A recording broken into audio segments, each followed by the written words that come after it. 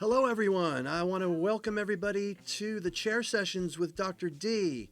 It's my pleasure tonight to have New Jersey artist, singer-songwriter, the artist known as Space. Space is one of the 4 talented women on an exciting roster of the Creative Local Ladies Showcase that's going to be held in celebration of Women's History Month at the Lizzie Rose Music Room in Tuckerton, New Jersey on Friday, March 21st, 2025. And Space is going to talk to us tonight about her music, about her influences, and in celebration of Women's History Month, her role models, and also about the exciting show that's scheduled at the Lizzie Rose Music Room. So I want to take this time. Welcome, Space. Woohoo! Yay! Thank you so much for having me, Darren. It's great to have you on tonight, and we're going to start out with some real basics because since this show has been scheduled and some promos been put out there, there's been a lot of intrigue building up about you. Who is Space? So tell us let's start with your name. Yes, as we should. So, my name is Adrian, and growing up, all of my friends called me Age, AGE for short. And one day, one of my older brothers, just out of the blue, called me Space Age. And I'm like, huh? What you call me? He's like, Space Age. That's what I call you. And I'm like, oh, wow, that is so cool, right? The handle space on the age. So for a little while, I went by Space Age, and then I just dropped the age, right? Because it got old. And so I kept the space for the moniker for my stage name, and here we are as Space. Right on. So let's get started with your music. How did your music journey begin? Whew. My music journey began, I want to say, maybe like any average Joe who enters music, just listening to music, right? And just being inspired by the sound and the lyrics. And then my mother played guitar growing up.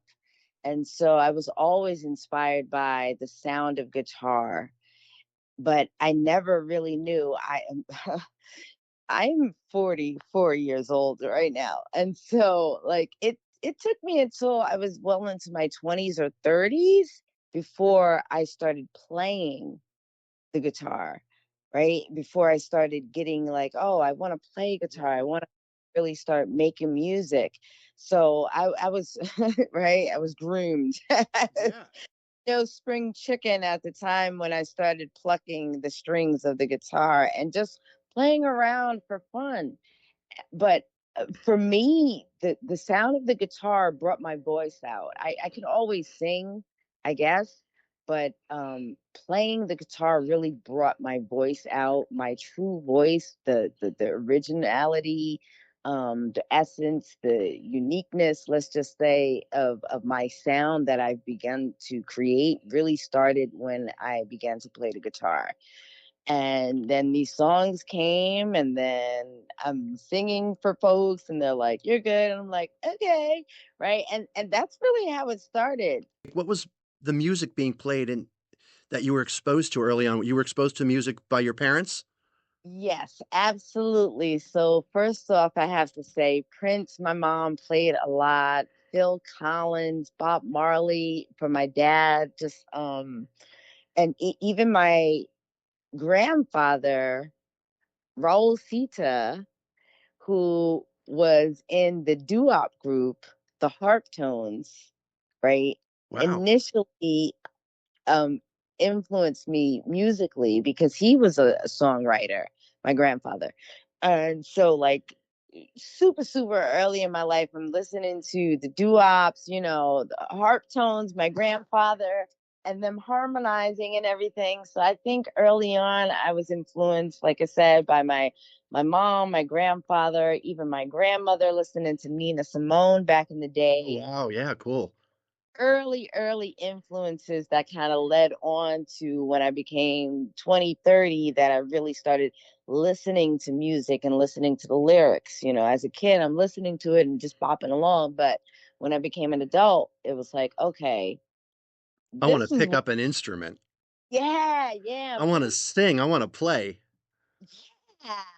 And it really has meaning to me at this point, right? Now I'm in my 40s, so it really is in depth. And I'm writing my own songs now, so it's pretty cool and groovy, I must say. Well, that's a pretty diverse background too that you were exposed to early on. It wasn't just one or two people. It was like your family. Absolutely, yes.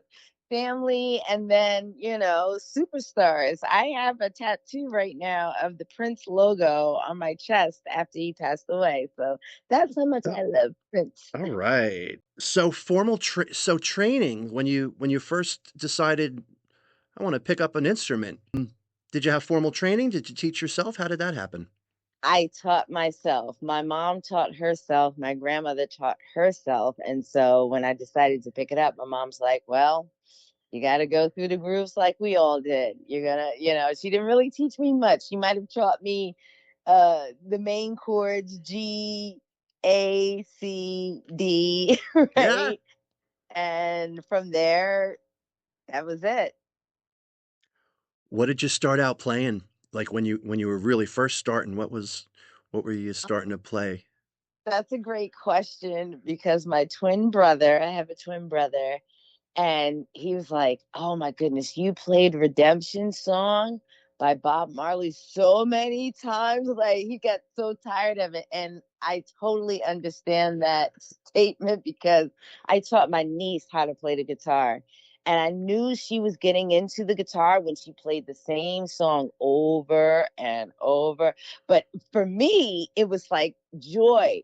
For my twin brother, it was like, oh my gosh, I wish she would learn this song already. So I understand on the outside looking in, but as an insider, as a musician, it was like, oh, when you find that one song that you just want to play and it means something to you. So it was Redemption Song by Bob Marley for me. Classic. And yeah, absolutely. And I played it over and over until I got it. And then from there, I just learned so many other songs and then started writing songs because I was like, oh, okay, I kind of get how songs go. It's like, it's crazy. If you had to describe your sound, your style, your genre, so to speak, it sounds like you maybe blend some together. Yes. So that is a difficult question to answer because I've written many songs and in my opinion, they're a little all over the place. Okay. So we got soul. We definitely got soul. We got funk. We got some indie. We got some rock. We got some alt rock. As my name is Space, it is all encompassing. And Yeah. so it's hard to put it in one place, right? Because space could be small, it could be big, it could be, Yeah. what you want it to be. So that's what I've become as an artist. I hate to house myself Yeah, in one right. location. So it's whatever I'm feeling. So I feel like at the crux of it is soul. It's my soul that I'm giving. I'm writing from experience, if not my own experience, what I'm seeing around the world. And so that it's the soul of Right all of us. on. And that is going to keep the intrigue in the show, I think, too, and your performance, because drawing from so many different backgrounds and styles, it's kind of like, will you have a set list, do you think, that night, or I, you're gonna well, you're gonna I, play it? I have a broad set list, and sometimes, in some cases, I need to feel the audience Yeah, and kind of look, and maybe I'll have one song set for an intro, but then after that, it's like, okay, I think this is what the audience wants and needs to feel and see and hear. yeah. Let's see where it goes. Right. Yeah, So I'm a little open right now to see. I've never been to the Lizzie Rose Room, but I've heard a lot about it. I heard that it's very intimate, and so I'm like, okay, that makes me want to sing some of my deeper songs where I'm really like uh letting Pour, out my I was soul, just gonna say, pouring it out. pouring it Yeah. out. Yeah. And I might not even hit the right key while I'm singing, but you're gonna feel me. Ah, that's it. You know what? Yeah. And you really just nailed the whole vibe at the Lizzie Rose. And that honestly is one of the biggest reasons that I got involved in volunteering there. Nice. You get that vibe when you see an artist play there. Um it's not like a band or an artist playing out in a bar or a club. You really Mm, First of all, the audience literally is right on top of you. nice. And the artist is right on top of the audience, and everybody's there to listen to the music. It really is a listening room. Mm-hmm. So people are really paying attention, and so you really can the artists, I think, really can showcase really pouring out their soul, and Mm-hmm. and the atmosphere just really allows the audience to kind of absorb it in such a special way. I think Mm, that's the unique and special quality about the Lizzie Rose. So, and I yeah. think that artists like yourself that are able to pour that out. I think those are the artists that just really shine bright um, at at the Lizzie Rose. It's like the room is built for you. Mm. Wow. That's so exciting. Yeah. You mentioned songwriting. Tell us a Mhm. little bit about your songwriting process. Are you going through, do you journal? You go through old journals? Are you getting inspired, and are things coming to you in the middle of the night? My inspiration comes from everyday life, from conversations. I can't tell you how many conversations that I've had where someone said something that was like, "Oh wow, huh?" And I go home and I write a song about it. I had a friend one day, a coworker that was going through it.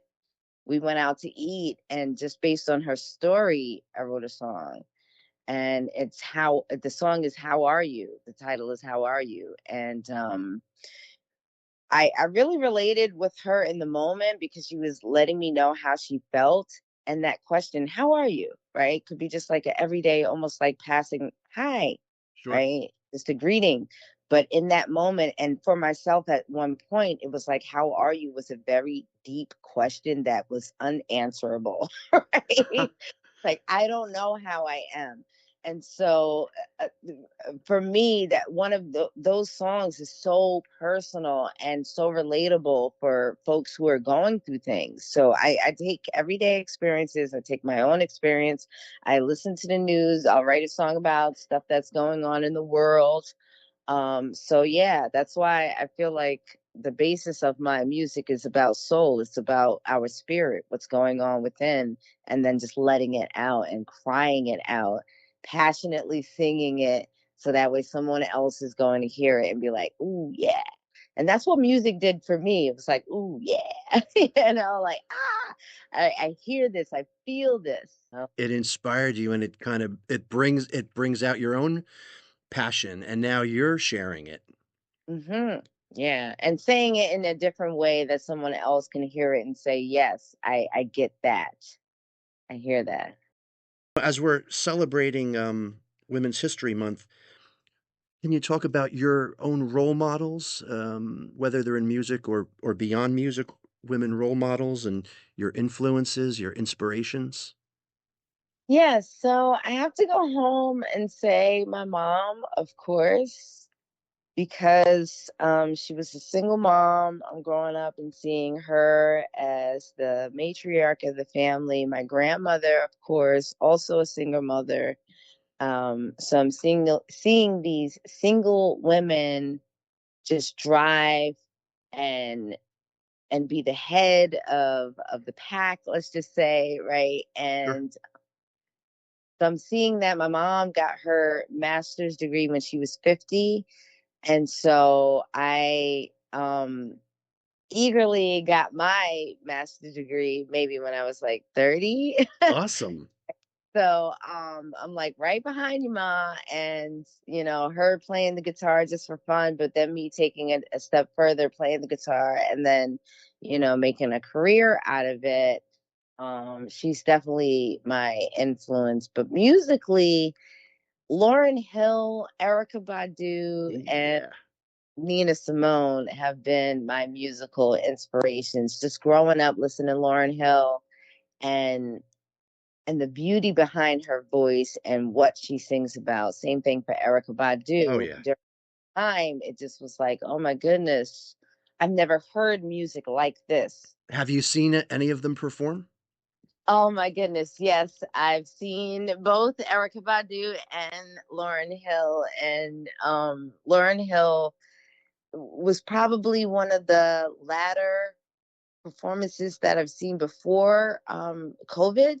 Oh, okay. And that was the first concert that I went to by myself.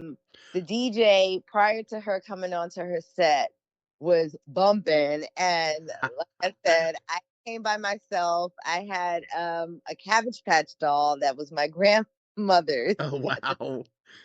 Yeah, so my grandmother passed away, and she had these two Cabbage Patch Kids. And at that time, I'd carried one of them around like everywhere. That was like and it was like I was a little kid again, just carrying around this little baby doll. And I go to the concert, I have on her coat, and I have her baby doll, and I am just jamming. So much so, like I can't remember the venue that I went to, but they were like, "You're not supposed to be dancing where you are, but we're just gonna let you rock because like you're lit and like it's all right. But just like if other people start to come and dance with you, just let them know like no." And I'm like, all right, whatever. So the Cabbage Patch child was going along for the ride. Absolutely. I'm with this baby doll, right? And I'm like, I'm probably looking like a crazy person, but I don't care. I'm in space, right? And so one of the ushers, I'm like jamming with them, and I'm like, yo, where is Lauren? What's the deal with her? I know she's always late, but whatever. And they're like, look, Lauryn Hill will come out when she feels like it is for her to come out. And I was like, oh shit. At the time, I was a music artist also. And I'm like, you know what? I had so much respect for that statement. I know she gets a lot of flack for being late, whatever. But I'm like, this person is a human being. And I know what it's like to perform and be on and have to be on and be and pointing fingers and all of this stuff. And I'm like, no, no, no, no. I'm going to let this person be. And as he said, when she is ready, when it is time to come out, I don't care how much money I paid, right? I'm paying for the experience. This is the first time also that I paid for nosebleed seats because I'm like, you know what? Jesus, I paid for Erykah Badu on the floor, and I'm short, and I couldn't see her. So I'm like, you know what? I paid all of this money, and I can't even see her. I'm like, all of these people in the nosebleeds can see her, but I can't see her. So for Lauren, I was like, you know what? Let me just hear the music and be in the moment. And so that was probably the best experience I ever had. She did amazing when she did come on. So Right? sounds like it was at a bigger venue. It, Was it a it stadium was. tour? It was. It Yeah. absolutely was. And she gave her all, but as an artist to an artist, it's like, wow, yeah. She's just being a human being, and anxiety is a mother, right? Even for those who are well versed in performing, it still can be like, right? Yeah, I think that's something too that a lot of people don't get, and I've heard that a lot from different artists that even artists that have been performing for a while, sometimes that Mm-hmm. anxiety is still there. We think because they're playing in front of 40,000 people in a stadium Right. that that there's no anxiety, but sometimes it's still there. And actually, maybe when it's a big venue like that, sometimes there's even more anxiety. Mm-hmm. But Mm-hmm. it's funny that you talk about. So I had a similar experience at the Erykah Badu concert that I was at years ago. The only thing is that it was in a very small room in Atlantic Mm-hmm. City, and I was on the floor, and literally I probably was about 10 feet away from Erica, and Wow. yeah, and it was cool because it was one of those rooms in one of the casinos, and it was a smaller room, and it was packed, but she poured it out. She poured out her Mm, soul, and it, I mean, just resonated such beauty, and mhm. it was that vibe still. I can remember it like it was yesterday, even though it was like over 10 years ago. Nice. And Nina Simone, you mentioned Nina Simone. How did you Yeah, you it sound you were exposed to her early on too, right? You said. yeah. My grandmother listened to her and when I was younger, but then when she passed, it was like, you know what? Let me revisit Nina. And at the time, I wasn't thinking like I'm an adult now, so I'm listening to her with fresh ears, Hmm. basically. Like, okay, I knew the sound before, but now I'm really listening to it. And oh my goodness, what she wrote about, Oh yeah. oh, and her voice. Oh my goodness, bring you to tears. And so, my first songs that I ever wrote were about Black empowerment, straight up and down. What? Yeah. um, I have a song entitled DWB, Driving While Black. And it's probably one of my best songs. I got everybody rocking to it. And I've been told that I can take a subject that is harmful, hurtful, painful, Mm. and make it fun and make it like, oh, okay, we're jamming to this, you know? So I'm bringing kind of a mix of emotions where it's like I'm talking about something very deep, but almost like comedy where it's like, you know, I'm doing a spin on it where you're going to be enjoying it, even That though is talking about, magical. yeah. It's like you're transforming energy. You know, Yeah. you're taking it's like transforming the energy into something like you said, it's like adding a fun element to something that might be very serious. That's Um, how comedy works. There's the yeah. only way that it will work. You have to make it funny and light. So I'll make it funny and light, you know, but still hitting that message. Like, wait a minute, did he just say driving while black? Right? What? DWB. Yeah, yeah. That's a DWZ. So that leads us into your albums. You've got two albums out. hmm Um, is DWB on one of the albums? Yes, that's on the. My first album is entitled Light, and um, that was maybe one the second or third song that I wrote, Light. And it's actually about being in a very dark time and situation, but seeing yourself as a light being and coming out of the darkness. And then the second album is entitled Darkness, Oh, actually. so that was the second one. Yes, right.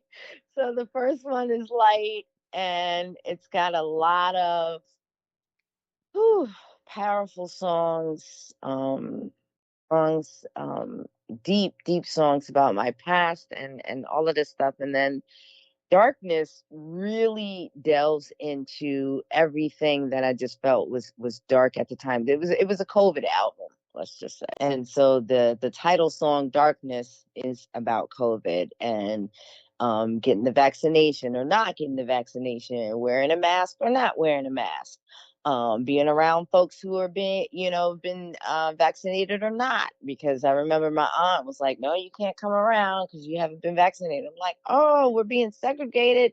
It's like a whole new segregation and separation of people and being and how to be, how are we supposed to be and socialize Yeah. in this dark time. Yeah, and then it was so isolated and uncertain, and there was conflicting reports of what we should be doing and how we should be doing it, and Yes. yeah, it was a crazy time. So darkness kind of captures some of that. Yeah, yeah. And in my opinion, I've always been like, I have another song on that same album called Living Free. So I'm just like, whether you want to be vaccinated or not, just, whatever being free means to you, do that. But then let's not bash each other because some people might need to be vaccinated. Some people might not want to be. But Yeah. let's not go into the name calling. Let's not like, Yeah. some people have to do what they have to do, and it's going to be different for other people. So Yeah, that was a crazy it was a crazy time. I'm glad we're kind of out of it, although we're in new crazy times now. I know. And where can we find your music, the two albums? So right now I am solely on YouTube. That's New Space 5000 NUSPACE 5000. Though I do have a band, and the band is New Space, and we will be coming out with music absolutely this year, because we are just, oh my goodness, we are such a new space. So the band is called New Space. Yes, and it's Okay. NU, and that's a whole other name story. So growing up, my father called me Nunu, Nunu. And so my uncle to this day still calls me Nunu, or New for short. One of my oldest brothers still calls me New. And so it was NU, the whole NU. So when it came to me getting social media, I'm like, oh, space is cool, but that name is already taken. Uh, So social media, it became New Space, and then I put the 5000 on there because I love me some Andre 3000, and I'm like, how yeah. can I be extra? Good. So it's like, all right, 3000 actually is too far off, right? So I'm like, all right, let's go 5000. And so there we are. So, are you working on recording things with the band too, or are you playing live? We're playing live, and we are definitely working on recording. So sometime maybe this summer, I would say we would have something out. We have a few new songs that we've written. We only play live, but the recordings are in the works. Oh, yeah, so there's a lot of exciting stuff going on. Absolutely.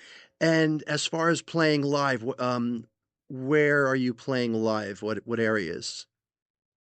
I play where I am invited. I've been blessed to, since I started my journey. So, as my story goes, I was a teacher, a visual arts teacher in New York City, on the Lower East Side Nice.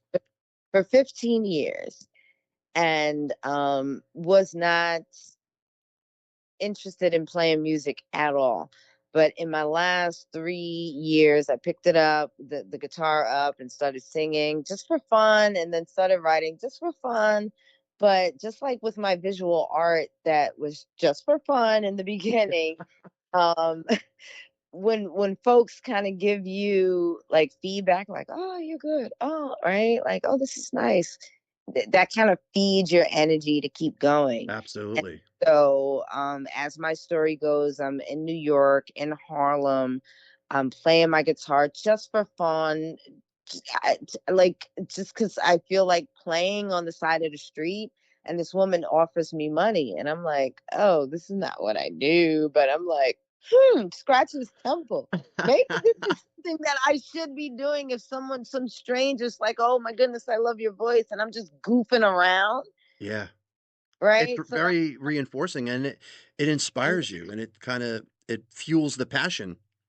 yeah, absolutely. So that's how it started, and that's how I'm continuing. So it's just like all of these offers, just like that woman in Harlem, just Mm. like, oh, we'd love you to play here. Oh, so I've not yet reached out to any venues to say I'm a musician, I would like to play. I knock on wood, but like that's how I've been grooving right now. Wow. That get all of these offers, you know, in Asbury mostly, and on the outskirts of Asbury, Oh, and great.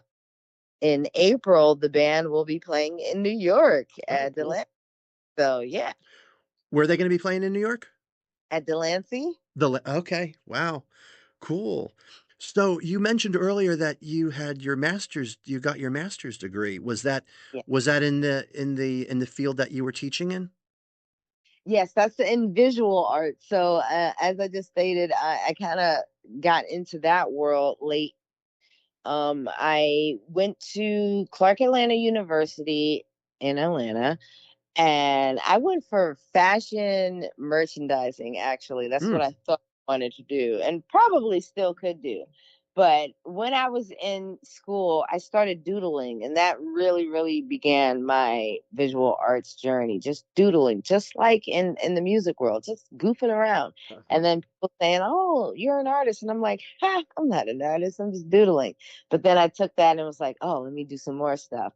So, fast forward, I come back to Jersey, drawing some more. My mom's like, you should go to FIT. You should go to like the what is it called? I can't remember, but like anybody off the street can just go and show their portfolio Oh, and be viewed by artists, by professors. And so that's what happened. They were like, oh yeah, you're pretty good.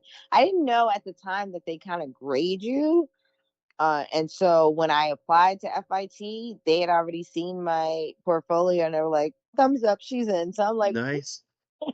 right, Nice. IT for fine arts, and I'm drawing and I'm painting and I'm learning and I'm like, I don't know what's going on here. And then, I get my bachelor's degree and then I'm still like, I don't know what I'm going to do as an artist. And my mom at the time is a teacher, another influencer, right? She's like, well, why don't you just become an art teacher? Like, it's good benefits and all of this stuff. And I'm like, okay. So I applied to the School of Visual Arts for a master's degree in art education, and I get that. And then I go for a year and then get my master's degree, and then I'm student teaching, and then student teaching at a school in Manhattan, and they offer me a job, and then I was there for 15 years. Wow. And, yeah, and then COVID came, and they were like, get the vaccination, and I'm like, I'm not really sure about it, and it was like, mandated, and I was like, well, at that time I was really getting into music and my art, and I was like, you know what, let me just like pour into myself as an artist. Like, I've been teaching for 15 years, and now I think it's time for me to do what I've been like telling my students to do all of these years, To and cultivate the passion.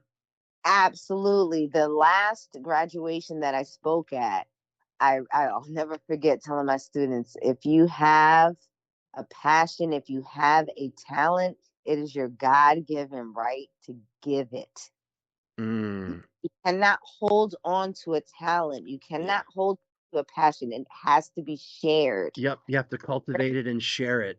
It has to be. And so I'm speaking those words, not even thinking that I'm telling this to myself, because when I decided to quit, it was like, girl, those words that you spoke to them, it's now for you to time to I'm delve. doing it.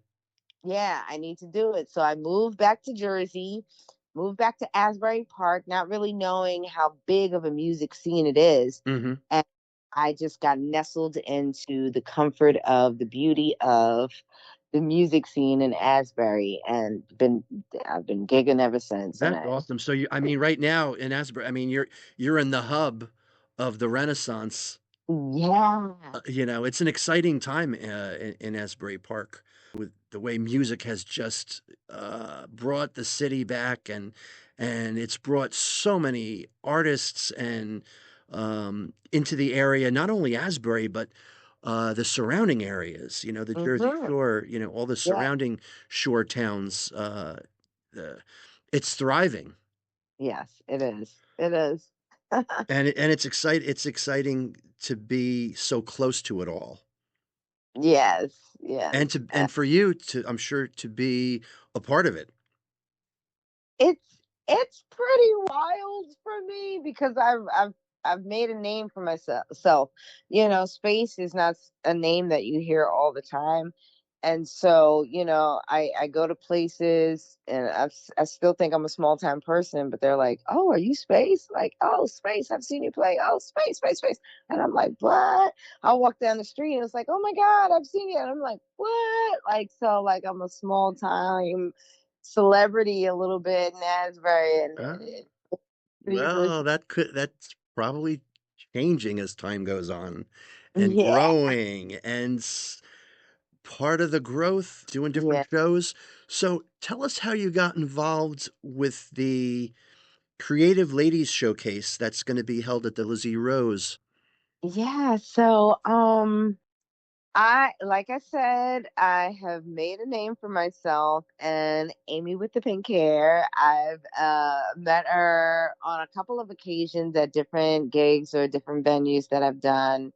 And so we've never played together, but early on in this year, I got the text or email or message, DM, however you want to say it, saying that, they're putting on a show in March for Women's History, and this might have been the second Women's History event that I've played for.